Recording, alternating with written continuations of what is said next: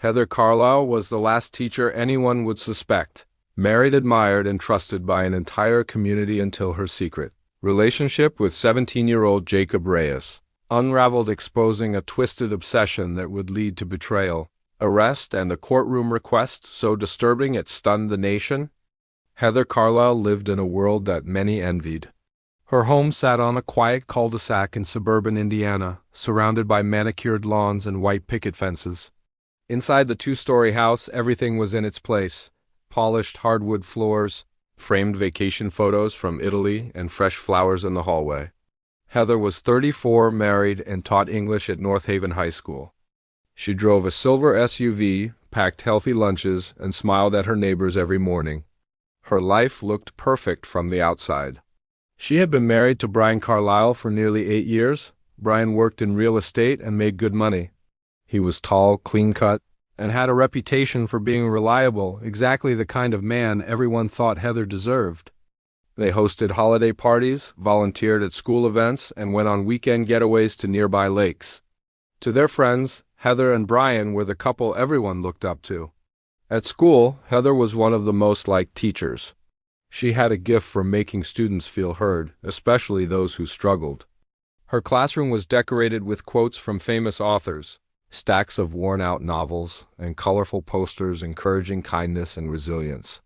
Students often stayed behind after the bell to talk to her, not just about classwork but about their lives. She listened without judgment and offered advice that felt personal. Colleagues admired her dedication. She often stayed late, helped plan school events, and never seemed to complain.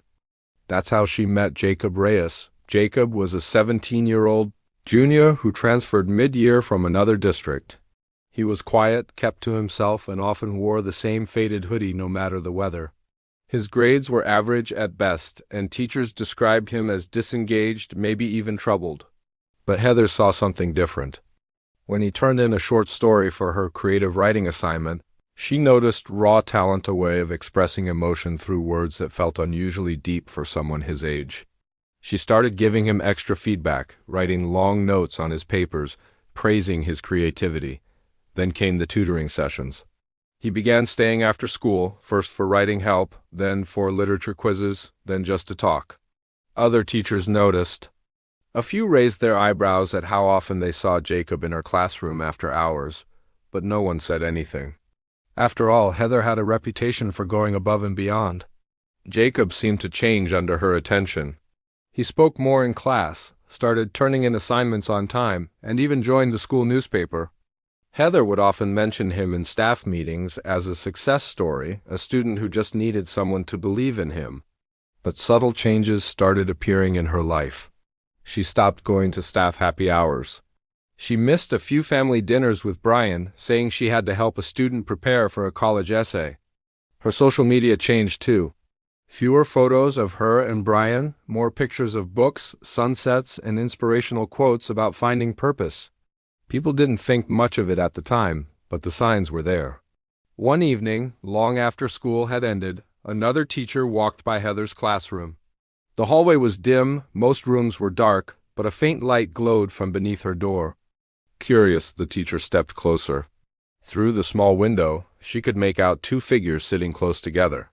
It looked like Heather and a student, Jacob, most likely. The teacher paused but didn't knock. She told herself it was probably tutoring. Still, something about the scene didn't sit right. Rumors started circulating. A few students whispered about seeing Heather's car in a parking lot late at night with Jacob in the passenger seat. Someone claimed they saw them at a fast food place on a Sunday. Another swore they saw them laughing together near the football bleachers after hours. At first it was just idle gossip, but as the whispers grew louder, so did the unease. Heather's behavior became more erratic. She started locking her classroom door during lunch. She stopped joining group texts with other teachers. Brian's name stopped appearing in casual conversations. When asked about her weekend plans, she gave vague answers. She looked tired, worn out, like someone hiding too many things at once. The principal called her in one morning, asking about her relationship with Jacob. Heather remained calm and professional. She said Jacob was a student in need of extra support, and she was just doing her job. Her tone was firm, convincing. The meeting ended without consequence, but the concern didn't go away. Behind closed doors, something much darker was taking shape. Jacob had started writing letters to Heather, not assignments, but personal notes. They were filled with emotion, admiration, and confusion. He was young, vulnerable, and unsure of how to handle the attention he was getting. Heather kept the notes. She even wrote back. The boundaries between teacher and student blurred until they no longer existed. Jacob told a friend that Heather had kissed him once. He said it happened after a tutoring session when everyone had left. The friend didn't believe him at first, but when the text started appearing, screenshots of messages between them, filled with heart emojis and late-night confessions, he realized it wasn't a lie. That friend eventually told his older brother, who told a guidance counselor. Within days, the school launched an internal investigation. Heather was pulled out of class. Jacob was called into the office. His hands shook as he sat down, unsure of what he had just set in motion. Police were contacted. Heather's phone was taken. Her emails were scanned. What they found didn't just confirm the rumors, it exposed a calculated and disturbing pattern. Hundreds of messages, secret meetups, personal photos, all of it documented in careful detail. Heather Carlisle's perfect life shattered in a single afternoon. She was arrested at home, escorted out by officers while neighbors watched from behind their blinds. Brian stood in the doorway, expressionless. The woman who had once been the pride of North Haven High was now at the center of a scandal that would grip the entire town. And it was only the beginning. The news broke fast, spreading from phones to classrooms within minutes. Students gathered in small groups, whispering, texting, refreshing social media feeds. The headline was short but explosive. North Haven High teacher arrested for inappropriate relationship with student. Names hadn't been released yet, but everyone already knew. The details were still forming, but the damage had begun. Parents called the school demanding answers. Teachers avoided eye contact in the hallways. The principal canceled classes for the afternoon and gathered the staff in the library for an emergency meeting. Heather Carlisle, once a model teacher, had become the center of a scandal. Her face, previously smiling on school brochures and Teacher of the Month posters, was now being shown in mugshots across local news stations. She was charged with multiple counts of sexual misconduct, contributing to the delinquency of a minor and electronic solicitation. The investigation revealed not just texts and calls, but secret meetings outside of school, late-night drives, and evidence of an emotional bond that crossed every professional line. Jacob Reyes had been identified as the student involved. His mother, shocked and angry, withdrew him from school immediately. She refused to speak to the media but released a short statement through an attorney, condemning Heather's actions and stating that her son had been emotionally manipulated by someone in a position of trust. The school district issued a carefully worded response, promising full cooperation with law enforcement and counseling for affected students. But no official statement could stop the wave of judgment and speculation flooding the town. Inside her holding cell, Heather remained quiet. Her lawyer advised her not to speak to anyone but him. She didn't cry. She didn't argue. Her silence confused even the officers who booked her. It was as if she didn't fully understand the magnitude of what was happening, or worse, she did and didn't care. Brian Carlo vanished from public view. Reporters camped outside their house for days, hoping for a comment. He never spoke. Some said he had moved in with his brother across town. Others claimed he filed for divorce the day after Heather's arrest. Neighbors stopped bringing in their mail or mowing their lawn. The life that once looked so clean and orderly was now frozen, abandoned by everyone. The legal proceedings moved fast. Prosecutors believed they had a solid case. The evidence was overwhelming, hundreds of messages spanning nearly 6 months, including suggestive photos, handwritten notes, and call logs that placed them together well outside of school hours. They even found a shared digital calendar with coded entries proof of their secret meetings. Jacob's testimony was shaky. During interviews, he often looked down or paused too long before answering. But his story never changed. He said it began with praise, then small gifts, then emotional conversations about how no one understood either of them. Eventually, he believed they were in love. He said Heather made him feel important, like he mattered more than anyone else in her life. It wasn't until the investigation started that he realized how wrong it all was. The court of public opinion was divided. Some called Heather a predator who took advantage of a vulnerable student. Others whispered that Jacob had pursued her, that teenage boys knew what they were doing. But the law didn't care about opinions. In the eyes of the court, Heather was an adult in a position of power, and Jacob was a minor who lacked the legal ability to consent. Her intentions didn't matter. Her feelings didn't matter. What mattered was the boundary she crossed and the trust she violated. In jail, Heather's behavior grew increasingly unpredictable. She refused visitors, including her sister and longtime friends. She spent hours pacing her cell, writing in a journal she never let out of her sight. She asked to speak to Jacob multiple times through her attorney, but the court blocked all contact. The more isolated she became, the more erratic her requests grew. One day, she demanded her wedding ring be returned to her. The next, she asked for printed copies of Jacob's old writing assignments. Guards began to worry about her mental state. Her lawyer pushed for bail but was denied. The judge cited the seriousness of the charges and the risk of further harm to the victim. Heather sat motionless as the decision was read, no reaction. Just the slow blink of someone who no longer recognized the world around her. The media dug into her past. Old classmates described her as shy but smart, always polite. Former coworkers said she had been kind, organized, and driven. There were no warning signs, no previous allegations, no history of unstable behavior. That made the scandal all the more jarring. It didn't fit the narrative people wanted. There was no traumatic backstory, no obvious red flags. Just a woman who, for reasons still unclear, made a series of decisions that ruined her life and deeply hurt a teenager who trusted her. Jacob's absence from school left a void.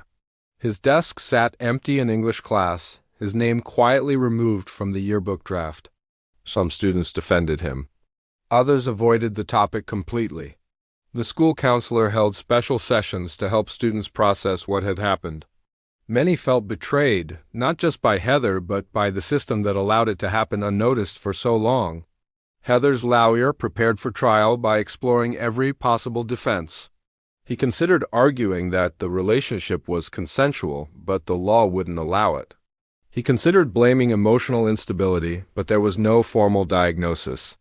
In private conversations, he admitted he didn't fully understand her either. She wasn't pleading for mercy. She wasn't angry. She simply believed that what she and Jacob shared had meaning and that belief refused to die, even when everything else had fallen apart. Outside the courthouse, protesters began to appear. Some held signs demanding justice for Jacob. Others shouted about protecting children in schools. The town's reputation was stained. Parents transferred their children to different schools. The district superintendent resigned under pressure. And yet, in the middle of it all, Heather Carlisle waited quietly for her day in court. She remained in her cell, writing, thinking, planning. When asked what she hoped to gain from all of it, her only answer was whispered to her lawyer, and even he hesitated to repeat it. That answer would soon surface in court, shocking everyone and sending the case into even darker territory. The worst, it seemed, was still to come. The courtroom buzzed with tension as Heather Carlisle made her first full appearance before the judge. It had been months since her arrest, but the media frenzy had not slowed. Cameramen crowded the courthouse steps. Journalists called her the fallen star of North Haven High, turning every court date into a spectacle. Inside the courtroom, her demeanor stunned everyone. Heather appeared composed, almost serene, like she was attending a PTA meeting instead of facing serious criminal charges. Her hair was neatly tied back, her beige prison-issued jumpsuit pressed, and her posture was perfect. She didn't flinch when the charges were read again. She didn't even glance at the gallery where her former colleagues and neighbors sat in silent disbelief. The prosecution opened with confidence. The digital evidence was extensive and hard to dispute. They outlined a clear timeline of the inappropriate relationship, showing the court how it began with after-school tutoring sessions and gradually became secretive and personal. They detailed text messages that included terms of endearment, expressions of longing, and attempts to hide their interactions from others. The emotional manipulation was subtle but undeniable. The court saw how Heather positioned herself as the only one who truly cared about Jacob, isolating him emotionally from his peers and family.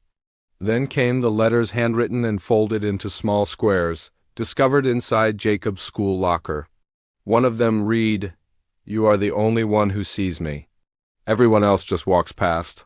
Another said, "No matter what they say, I will never regret the time we had." The prosecution argued these were not just love letters. They were evidence of Heather grooming a minor, planting dangerous ideas in his head under the illusion of care and connection. Jacob didn't appear in person. The court had ruled that his emotional condition made it inappropriate for him to testify directly. Instead, his previous statements were read aloud. In them, he described feeling overwhelmed, confused, and eventually trapped. He said he thought he was mature enough to handle the situation, but realized later that he had been guided into something he didn't fully understand. His words were shaky, filled with self-doubt, but undeniably powerful. The courtroom fell silent as his voice echoed through the written word. It was after these statements were presented that Heather made her move. Her defense attorney requested a brief recess. When they returned, he stood and addressed the judge with a request that left the courtroom stunned. Heather Carlo wanted permission to marry Jacob Reyes. Gasps filled the room. The judge stared at the defense attorney, unsure whether he had heard correctly. Heather sat motionless, eyes locked forward, her face unreadable.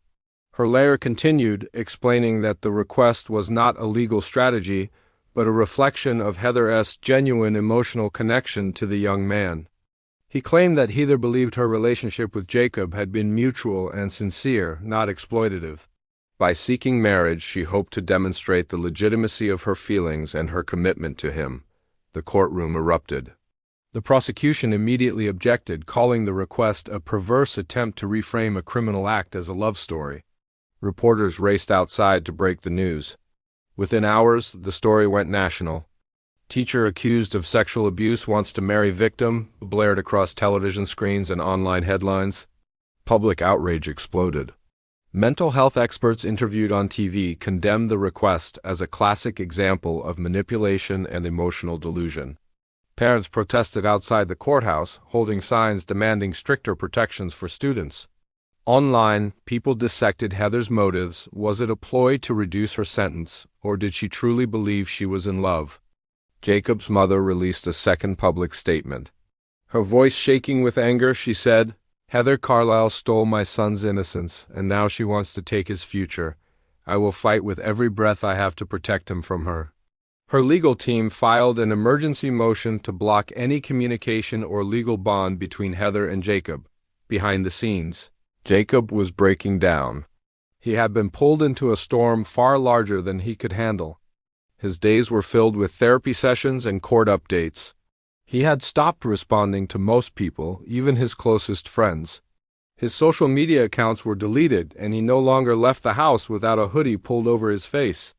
The once shy but hopeful student now struggled with guilt, confusion, and the weight of national attention. Despite the backlash, Heather refused to withdraw her request. Her attorney filed the necessary paperwork and insisted it was within her rights.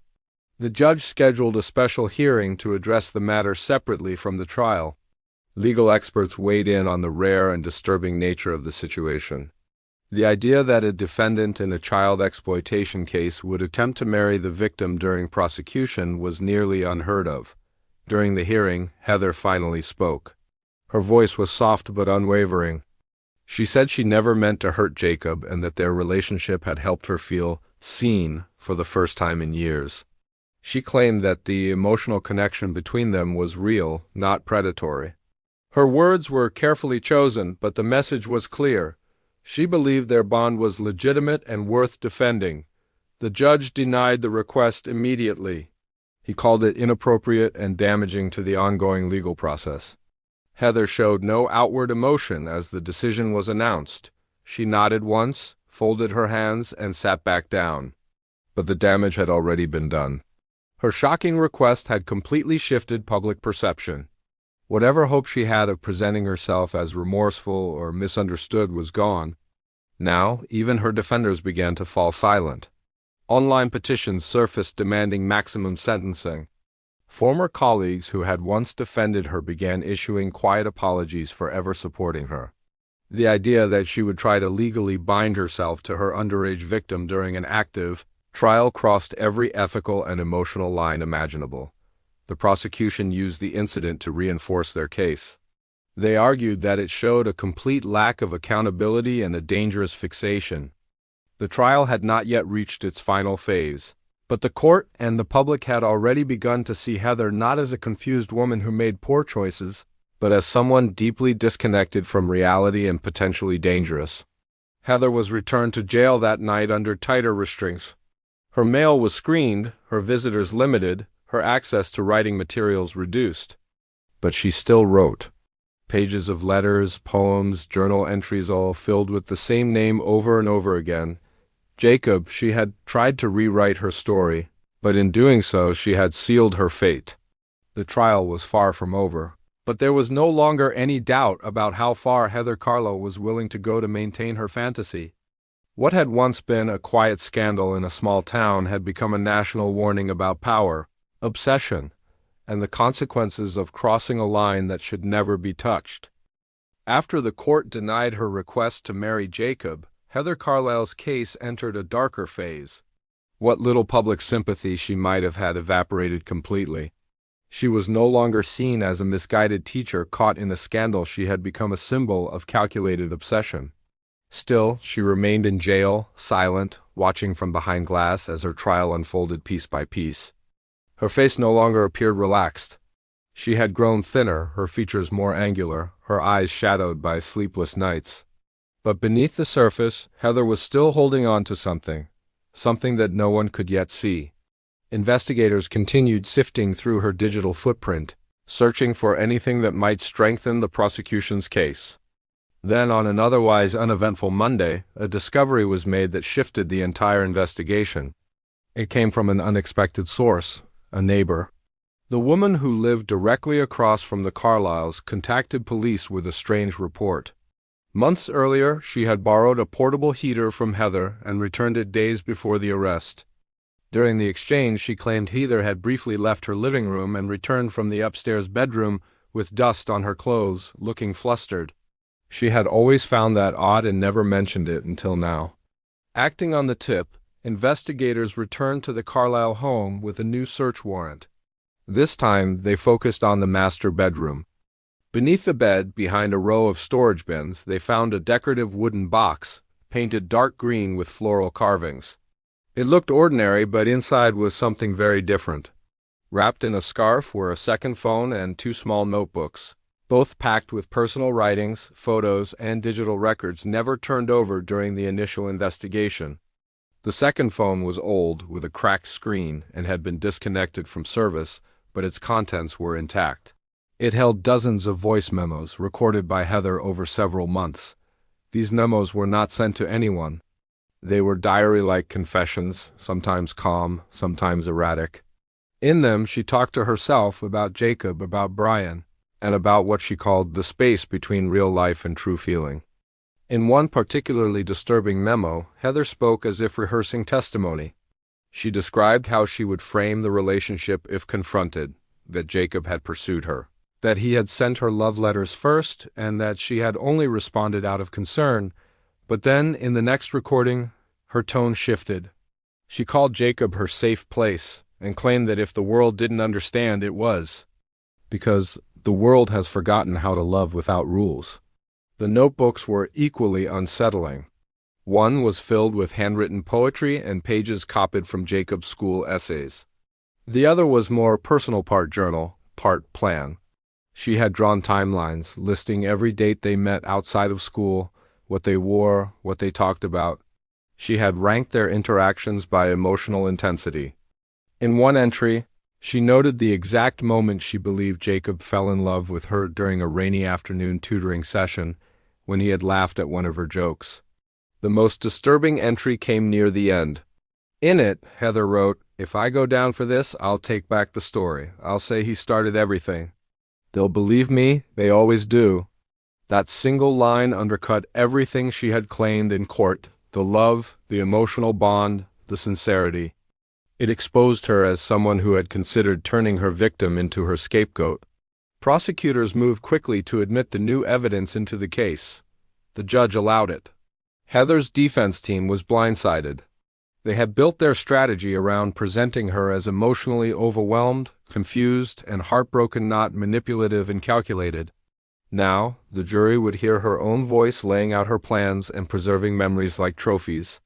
The court listened to several of the audio recordings during trial. The room fell into a heavy silence as Heather's voice played through the speakers, sometimes whispering, sometimes laughing, softly, sometimes crying. Jurors watched the defendant closely, noting how she showed no reaction, no tears, no attempts to explain. Meanwhile, Jacob remained hidden from the public. He had moved with his mother to another town, enrolled in a private therapy program, and stopped using his real name in daily life. According to his legal advocate, he was struggling with trauma, nightmares, and a deep sense of shame. What hurt him most was the thought that people saw him as part of the story, when in truth he had never had control over any of it. The new evidence not only solidified the prosecution's case but also reshaped public understanding of the story. It wasn't about a woman falling in love with the wrong person.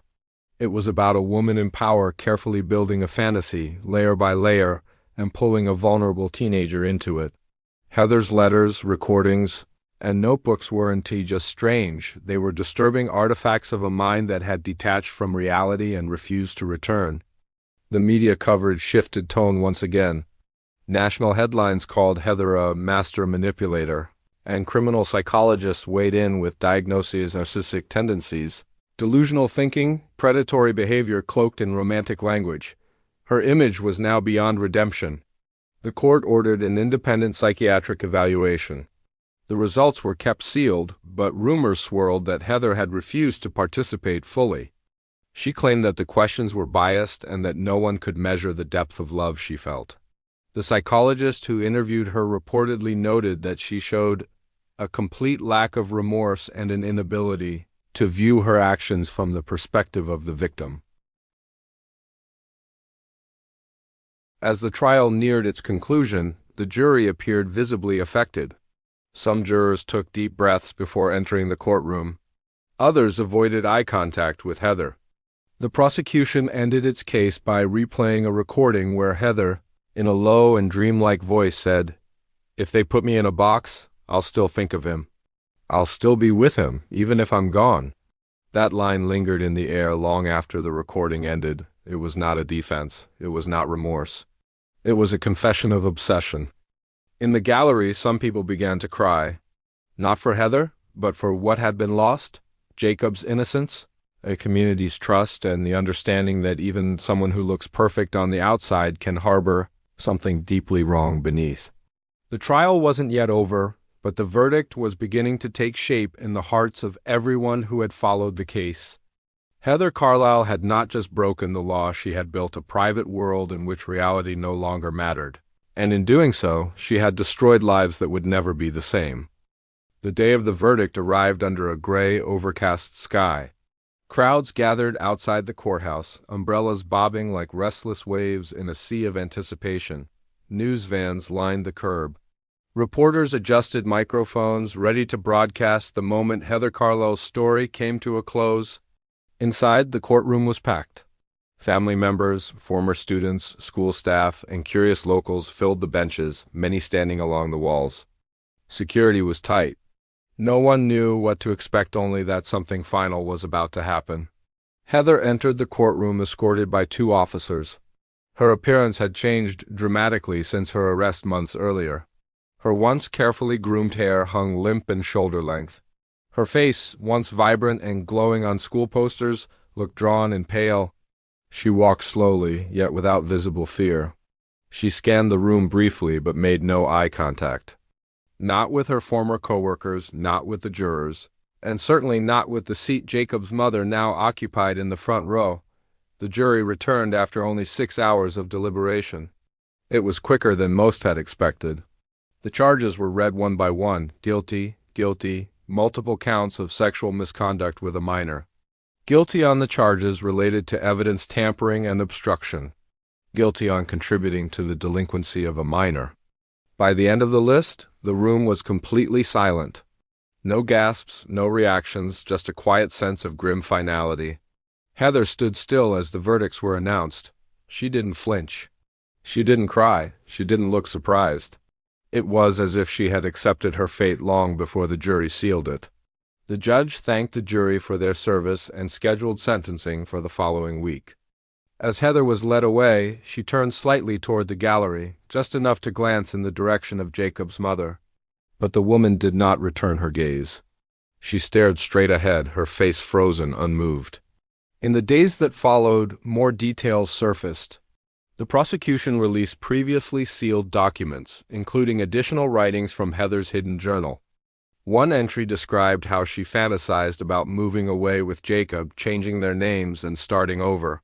Another spoke about her husband, Brian, saying, "He would never have given me the courage to become who I really am." The more people read, the more disturbed they became. Heather had not simply acted on impulse, she had spent months crafting a fantasy life, detached from the consequences of reality. The school board held emergency meetings to review policy and staff procedures. A full internal investigation was launched to determine how such a relationship had been allowed to go unnoticed for so long. A new code of ethics was introduced, and counseling services were expanded for both students and staff. No one wanted to admit it out loud, but the school would never truly recover from what had happened. The building had become infamous, its reputation tainted by a scandal that had traveled far beyond its walls. At sentencing, the courtroom filled again. Jacob did not attend. His mother spoke on his behalf. Her voice was calm but carried a quiet power. She described the pain her son had endured, the sleepless nights, the isolation, the shame of having his private trauma turned into public gossip. She said he had lost his ability to trust, to feel safe, even in the presence of people meant to protect him. And worst of all, she said, he blamed himself. Then Heather was allowed to speak. For the first time since her arrest, she addressed the court directly. She did not apologize. She did not admit guilt. Instead, she said only that she hoped one day the truth would be seen for what it was. Her voice was flat, emotionless. She spoke about love, about freedom, about feeling imprisoned long before she ever went to jail. She said nothing about Jacob or his pain or the lives she had changed forever. Her words hung in the courtroom like smoke, thick, unwelcome, and impossible to ignore. The judge, known for being measured and patient, offered a rare statement before delivering the sentence. He called Heather's actions a betrayal of power, of trust, and of the very role she had sworn to uphold. He said the court had no interest in her feelings of love or purpose. It had an interest only in the law and the damage she had caused by breaking it.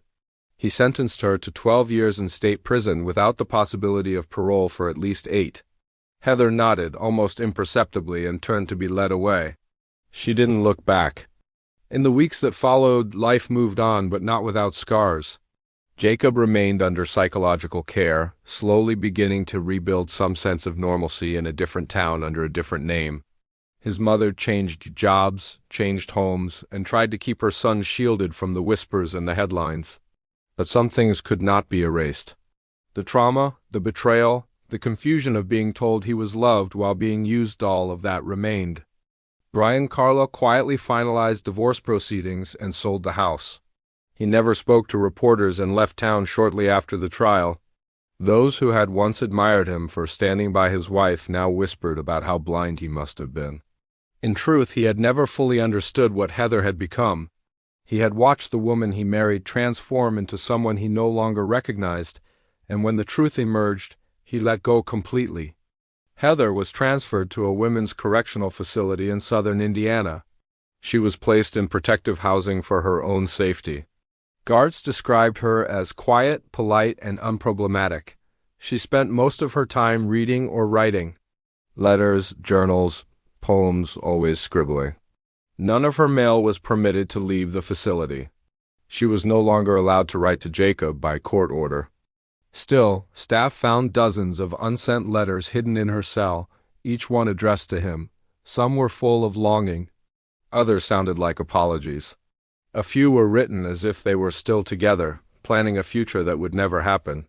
The letters were stored away, sealed as evidence of her continued fixation. The story faded from national news, replaced by newer scandals, different crimes. But in North Haven, the memory lingered. Every classroom Heather had once decorated was repainted. Every award she had once received was quietly removed. Her name was never spoken during graduation ceremonies, and her photo never returned to school walls, but no one forgot, not really. Heather Carlisle had once stood at the front of a classroom, teaching students about literature, about characters and conflicts and consequences. In the end, she had written her own tragic story, one filled with delusion, obsession, and the shattering of trust. And like all true crimes, it left behind a silence that no sentence could ever truly heal.